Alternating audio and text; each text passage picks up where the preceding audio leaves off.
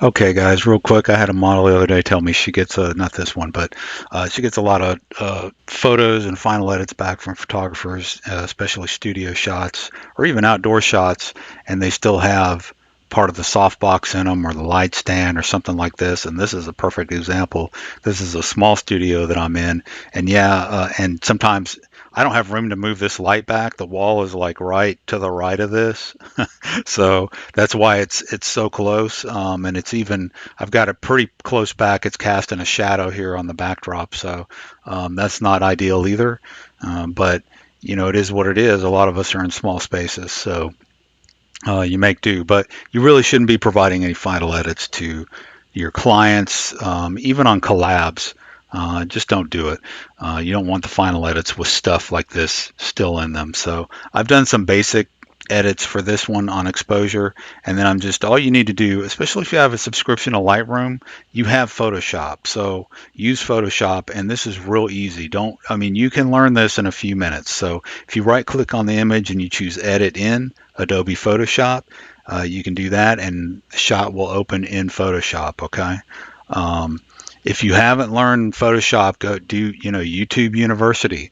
Learn just some of the basics of how to get around. But really, and I'm going to use bad etiquette. I'm not even going to do this on a new layer. I'm just going to do this on the background layer just to keep it simple. You can first thing, if I want to fix this right here, all I have to do is grab this rectangular selection tool right here. That's all you got to do is click on that, and then you come over here from the bottom outside the picture and start clicking and dragging with your mouse all the way up to the edge right there. Let go, and then you have a selection. All you have to do is right click and choose fill. It's going to do a content aware fill. You hit OK, wait for it, and boom, it fills it right in for you. You just left click once to turn off the selection.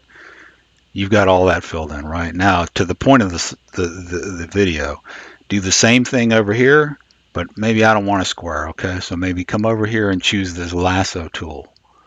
Same thing. Okay, can come over here, and I'm using my left hand because my right hand's a little messed up right now, but you can select the object freehand just like that, right click, choose fill. Make sure content aware is selected, hit OK.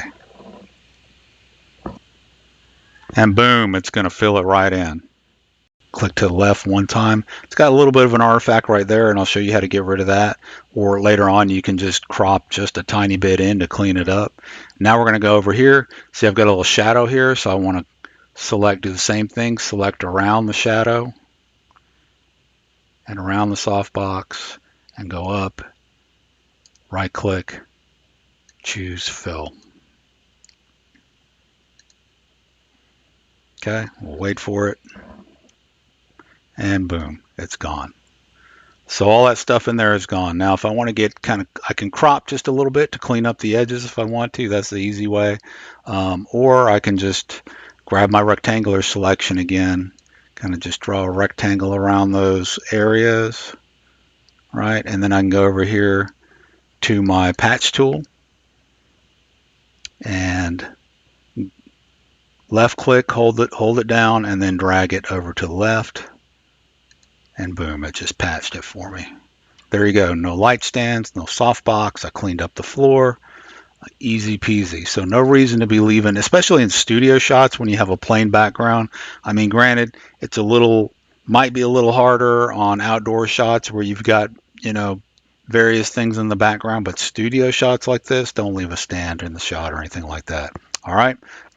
Make sure you save it, Control S or File Save, and then it will bring it back into Lightroom and you can export it out. Okay. That's it. So thanks for watching.